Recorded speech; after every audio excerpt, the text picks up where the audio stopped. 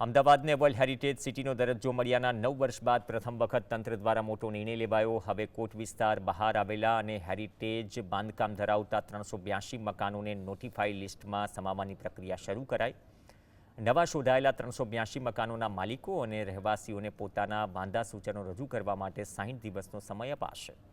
આ 382 મકાનોમાં 181 રહેણાંક, કમર્શિયલ મિક્સ પ્રકાર તેમજ 14 ઇન્સ્ટિટ્યુશનલ મકાનો શામેલ છે। બીજી તરફ 3.54 કરોડના ખર્ચ પછી પણ વોલ સિટી કન્ઝર્વેશન પ્લાન હજુ ડ્રાફ્ટ સ્ટેજમાં છે। 2026ના ડિસેમ્બર સુધીમાં આ પ્લાન અપડેટ કરી યુનેસ્કોને સબમિટ કરવામાં આવશે તેમ કોર્પોરેશનના અધિકારીઓનું કહેવું છે।